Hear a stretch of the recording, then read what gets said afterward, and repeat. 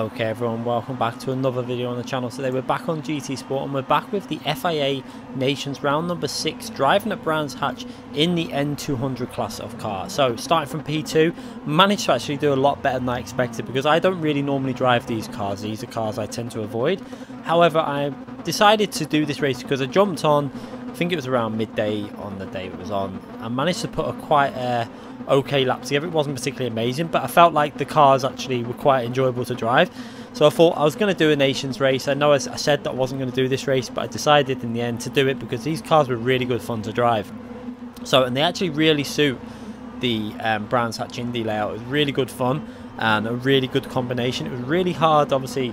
I knew this would be a very hard track to overtake on because with cars as slow as this, it is really limited in terms of the short straight, and you need a really long straight to get any sort of slipstream to get past, and that's why they'd put the I think they put the slipstream settings too weak to try and give that little bit of a boost to make some overtaking possible. But starting from P2, pretty much better than I expected. I really didn't expect to be starting there. I did soon realise I started the qualifying session without worrying about trying to get someone else's slipstream. Soon realised what people were doing, as I could see by the sectors through the corners I was gaining, and then on the straights there was just quite a big difference. Some of that might have been down to some people using the shifter.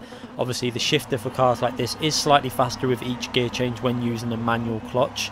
Obviously you can't do that on a pad, so I'm not sure if it actually counters that with a quicker shift on the pad. I'm not too sure. But I was doing it with the paddle shift because I couldn't, it's too much hassle to move. I've said it before on streams, it's too much hassle to move it all around for me. So going into this race, starting from P2 and just hoping to have a good fun race. That was the aim of this race, just have some fun and see if we can put some pressure. We've got a very fast driver in front of us, Garassa 31, very fast Italian driver. We've had quite a few races with him, very clean driver. I do enjoy racing against him, so was looking forward to this race. And we just raced him also in the Manufacturers Championship, but he didn't get quite so much luck in that race. But starting from P2, let's jump on board with the replay cameras and watch everyone go out on this opening lap. As you can see, the long train, look at this is why qualifying is so important, especially in a car like this, where we're going to show you something now as we come through turn 2, the really tight hairpin. Just look how close everyone is. Really amazing visuals on this game, especially when you're driving. I think with cars that are a little bit slower, it looks even better. I don't know why, it just looks amazing.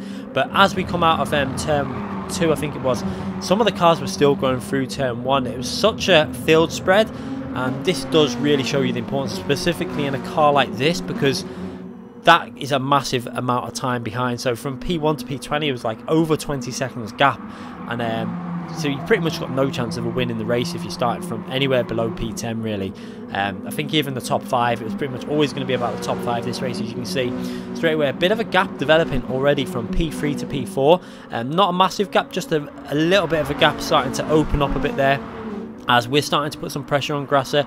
I wanted to try and just, my plan for this race was just because I wasn't really sure about the tyre wear. I've never really driven these cars, but I had a theory that the front tyres were going to wear out a little bit faster on this car. So I was trying to be fairly smooth, not be too aggressive with the car, trying to keep it nice and smooth, and that does actually suit this car. I think it's faster if you really do chuck it into the corners. However, that tends to wear the tyres out. So what I was trying to do was avoid running too far wide out on the grass, not clipping the dirt, try and keep it all nice and smooth, and try and save some of them front tyres for the end of the race, because I thought that's where we're going to have an opportunity to maybe get past Garassa. You can see different lines that we took into that final corner. I tended to go in a little bit more aggressive, he tended to ease in a bit, but the results were fairly equal because obviously we got the slipstream. So then when we pick the slipstream up, we start gaining back, even though he does get a slightly better exit. But just look again how good this game looks. I really was surprised that it just seems to get better every time I play this game. How it looks, it's amazing.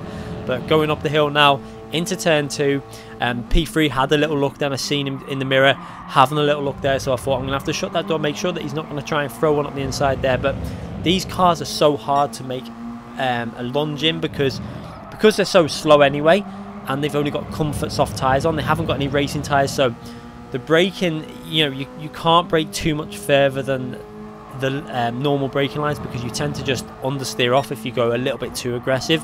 I did really like the handling on these cars though. They handle really nice, more grip than I expected, and you could actually get the rear end dancing a little bit in these cars, which was really enjoyable. As you can see again, just trying to keep with the grass at this point, and just trying to, at this point I wasn't really too worried about racing. I was actually a couple of times in the opening first few laps I was actually flashing him just to let him know that I just want him to go, because I wanted to build the slipstream up. I felt that at this phase of the race he was probably a little bit faster, so what I wanted to do was just stick in his slipstream and try and build up a gap to other cars behind, because then it's going to be just try and make this battle more about the top 3 or 4 rather than, you know, if you make a mistake you could drop back loads of places. So I felt like the best option for me, obviously because I'm only doing I think 4 races is what I'm going to end up doing at the end of this season, because obviously I had that issue in the F1 one when we was winning, which was unfortunate.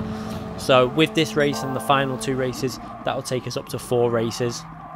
So for me in these races it's all about consistency and trying not to make mistakes, because obviously we're not going to have the opportunity to have any drop rounds. It's going to be every round has to count for myself, so can't really afford to make any dangerous moves. So at the moment I wanted to obviously be aggressive, but I want to also make sure that I don't mess this race up. As you can see again, P3 getting very close in the braking, but what I tended to work out was through the turn 1 I like to be a little bit further back, and if I am close I tend to pull out to the right so I can see the braking a bit, and tend to lift off early, because then you get a better exit, and if P1 does make a mistake you can then pounce on him. And also P3 actually was a little bit too close there and actually drifted wide a bit and actually lost a bit of time. P3 was driving this first stint very aggressive. He was really trying to get in that slipstream and really push the car, whereas I was trying to be a little bit smoother. P1 also driving fairly aggressive. Obviously he hasn't got a slipstream, so he hasn't really got that option to back off. He's got to be pushing at this stage.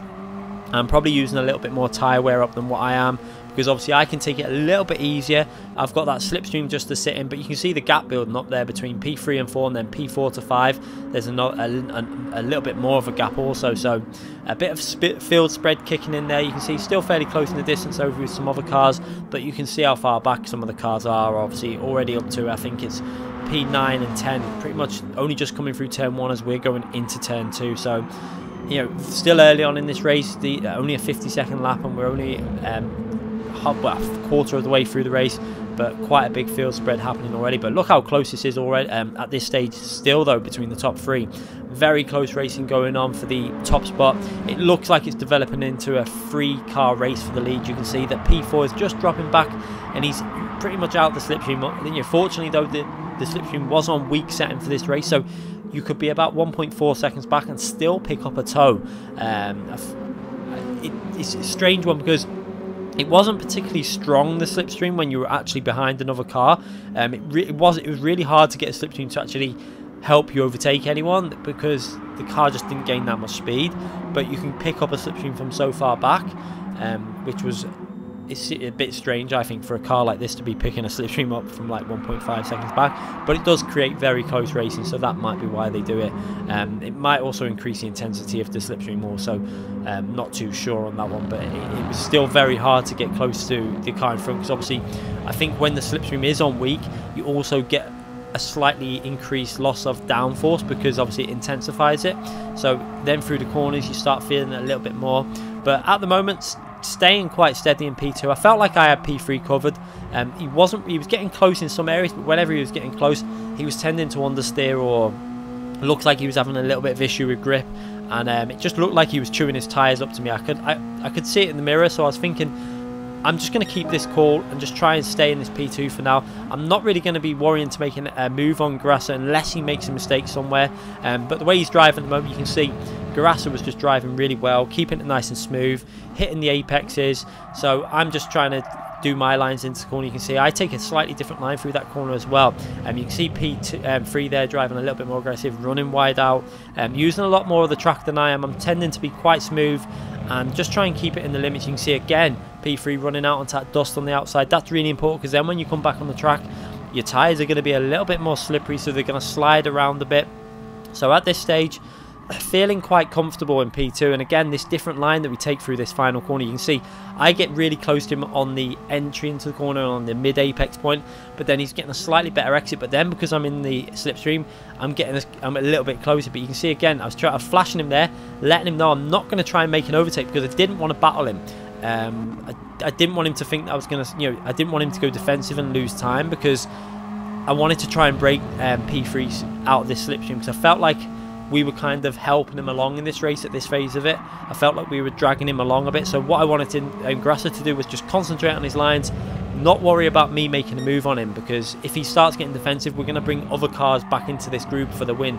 You can see that it's pretty much a three-way battle for the win, and there is a group just 2 cars behind us in P4 and 5 that seem to be battling for P4. So that's the aim, just to try and keep it nice and smooth and not drop ourselves into a battle between 5 cars, because that's not what you want. You want it to be I would rather it have just been a battle between myself and Grasser. So that's what I was hoping to achieve by losing the slipstream to P3. As you can see, a little bit of a gap developing now to P3. Seems to be dropping off a little bit. Maybe that sliding around and driving aggressive into the corners has started to take some wear on them tyres. You can see Grasser then getting a little bit sideways into turn 1, running very close to the gravel, so close to that gravel, really driving nicely, Grasser, pushing that car very hard and actually helping me along, because it's just, I'm able to just sit in that slipstream while driving really comfortably. You can see again on the exit, Grasser using a lot more and getting closer to the limit than I am. He's really pushing the car out wide, and again on the gravel there, as we're just trying to keep it nice and smooth and keep it on the track. And this is just in a way helping me for the last part of the race if I was going to try and make a move and try and get past him, because I would possibly have slightly better tyre life, because obviously I'm just sitting in this slipstream just not pushing as much, because I do understand that when you're in the slipstream you do tend to have slightly worse tyre wear. However, these cars are not really fast enough for you to be taking too much life out of them anyway. So I felt fairly comfortable just sitting in this slipstream and braking a little bit earlier than he was, and then just trying to get better exits from the corners. You can see again, just trying to keep it nice and smooth. Again, he's getting very close to the edge there. Really, like I say, driving pretty much perfectly. And at this phase of the race, I was thinking there's not really going to be much opportunity to overtake him, because if he keeps driving like this, there's just nowhere I can get closer. I was trying to work out some different lines, trying to get on the throttle a little bit earlier, coming out of some of the corners. You can see getting on the throttle really early there, but again, he gets on the throttle so early. You can see the distance now. The gap is developing between myself and P3, managing to build that gap up and getting very close to losing the slipstream. It does look like P3 is starting to struggle a bit as we go into the final corner. Again, that slightly different line that Grasser takes.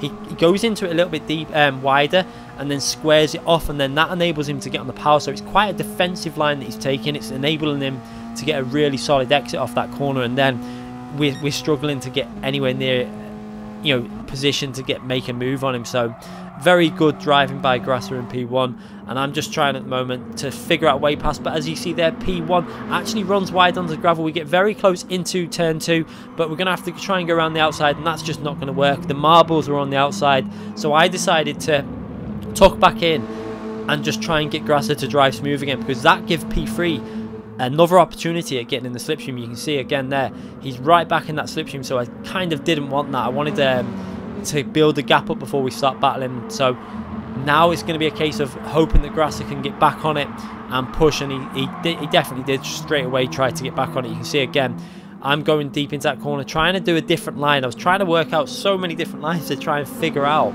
some way to get past him in P1, because I felt like this was the phase now. Coming into the last 5 laps, I needed to try and figure something out. Where was I going to be able to overtake him? And I was trying to work it out, you know, what lines give the best exits from corners. And it was just all, you know, things that you try to think of in the race. I actually really enjoyed this race, because these are the type of races that feel really realistic and make you understand, you know, when people are driving in real life and you're watching them on the telly and they're driving bumper to bumper like this, they're getting closer and you're shouting at them, go on, just, you can get past them, that. And it really does show you that it really is hard when you've got 2 drivers, with myself and Grasser, driving pretty much identically. It's just so hard to get close enough to make a move, because as we go into the corner we get a little bit closer, but then he squares it off and then we get the slipstream, but we're not close enough to make a move. And you can't just lunge a move at Brands Hatch Indy, because there's only one real proper overtaking chance. If you can pick up a really good exit from this corner there, you can sometimes get on the inside going into turn 1. However, if they go defensive, then you're not going to really get the move done there. It's really pretty much at the top of this hill now into turn 2 is the only real opportunity. As you can see, P3 dropping again further back, so it's clear that even though he picked that slipstream up again, he was struggling for pace. I think them tyres were starting to wear out on his car, probably drove a little bit too aggressive on that early phase, and that's why it's starting to favour myself now. You can see we're on lap 14 out of 18, and you can see by the body language on the car, the way that Grasser's driving, he seems to be moving about a lot, as whereas our car is fairly smooth. You watch it now, watching myself, looking back, you can see it all seems fairly comfortable for me. I'm not really, the back end's not moving around too much. It all seems nice. I'm hitting the apex is nice. You can see the front end on my car is really strong at this point in the race. I've got a lot of front end grip, and I feel like this, I think Grasser had more pace in the early stage, but I feel like now when the tyres started to wear, this is where I was starting to come back into the race, and this was the plan from the start. Obviously I felt happy sitting in a slipstream. I felt like I was looking after the tyres. So for the last few laps, I felt like this might be an opportunity to make a move on him. You can see I had a little look up the inside there. I was trying to work out, is that move possible? But again, it's just not close enough. You need to be I needed to be about maybe 10 foot closer to the back of his car, just so I could actually get the front end of my car alongside before lunging it up, because these cars obviously so slow in the straight line. You do need to be a bit closer. But again, Grasser running wide through that corner and kicking up the dust and getting more dirt on his tyres. So that's all good news for me, because we're starting to build that gap up now. We've actually lost P3 pretty much from the slipstream. So it is now just a 2-car battle for the win in this race, as again trying to take a different line through that final corner to see if we can build up a slipstream. Getting them quite a bit of a slipstream there, you can see getting very close, but you can just see now I have a little look on the inside. That's half of that's just so I can spot the braking distance, because the marker gets unsighted if you try and take the normal line. So I tended to just move over a little bit, spot the brake marker, brake a little bit early, and then try and get a better exit. You can see how close we're getting into that tight right hand corner. It's so close. I'm literally bumper to bumper at this stage. Grasser runs wide. We're going to try and go around the outside, you can see. However, Grasser does very good defensive drive and sticks it in the middle of the track, swings it out, gets it into the corner nice and early, and picks up good exit speed. But we had a little look then. There was an opportunity, but just again, it's just so close to being able to make a move, and just not really close enough to really make one stick. And obviously I don't want to throw this race away, because second for me in this race is a very solid result, because obviously I'm not doing, like I said before, all the rounds in the Nations. So a good solid round is what I needed, and at the moment this is looking like a good solid round. As you can see, we're going to ride on board now, picking up that slipstream, having a little. Now this is the phase where I wanted to try and make him think that I was going to throw one up the inside, because even though I probably wouldn't if a move wasn't on, I wanted to try and put some pressure on him and look like I was going to be aggressive. As again, having a little look there, but he's not getting phased by this. He's driving really well, and we actually run a little bit wide there. You can see picking up the marbles on that corner, and that's not good. Obviously that's going to slow you down for a few corners and lose you some grip as we go into this left hand corner, trying to get on the pound nice and early, picking up the slipstream though again. So no massive loss there. Just went into that corner a little bit too deep. I was trying to test the braking, because obviously this is going to be now the final lap. After we go through this final corner, we've got one more lap to try and make a move. You can see going aggressive into that final corner again, and just trying to find a way to pick up a better exit, but it's just not happening. I was trying everything to see if I could get past Grasser, but it just wasn't happening. You can see he's trying to break that slipstream a bit, just so I don't get close enough into turn 2. He's not worried about turn 1. It's turn 2, I think, where he was starting to get a little bit worried. I was getting better entries and actually picking up a bit of slipstream as we go up the hill, but again, we're just too far back to launch one up that inside there. It would be too aggressive and probably too risky. As again, he has a little moment of oversteer there where he really did get on the brakes late. Maybe he thought I was going to throw one up the inside and thought he'd brake really late, but not really close enough to really try that. As we come through to the last few corners now, Grasser just has to keep this car on the track. I tried to get as close as I could now, picking up that slipstream and just try and put him under some pressure in this final corner. I was tempted to throw one up the inside here now, but too far back, not able to do that. Grasser got on the brakes really late, and now it's just a case of going over the line. A 1-2 there, pretty much as close as it can be. Probably one of the best races and most enjoyable races I've had on this game, to be honest. I do like obviously races where you're overtaking people, but for me that type of race feels really realistic. You're trying to work out lines, you're trying to work out a way to pass, and that was a thoroughly enjoyable race. And congratulations to Grasser 31, he drove absolutely brilliant in that, and hopefully see him again in another race. I hope you enjoyed that race. I thoroughly enjoyed that. Picked up some okay points from that race also. I think it was over 2,200 points. There were some big names in that. You can see some very fast drivers in this lobby as well. Obviously Grasser is always up there anyway, but really enjoyed that. Thoroughly enjoyed racing. I will be doing more races in this car. If I see this car come up again, I probably will race it now, because this was my first ever race in this car. I didn't realise how this car actually drove, and now I know this car is actually really enjoyable. I will try and get more used to it. Obviously it's a car I tend to avoid. I don't really do the road cars, but it's great to get a P2 in a car that I don't tend to do too much. So P2 and some good solid points as we see as they load up now. I think it was 2,300 for the win and we picked up 2,261. I think it might have even been 2,400 for the win. So a decent lobby for a nations race. I'm really happy with that. Anyway, thanks again for watching this video. Make sure you subscribe to the channel if you haven't already subscribed, and click that notification button so you don't miss any future videos. We will be streaming tomorrow, so make sure you check that out. We'll probably be doing some Catalunya FIA practice. Anyway, see you all again soon, everyone.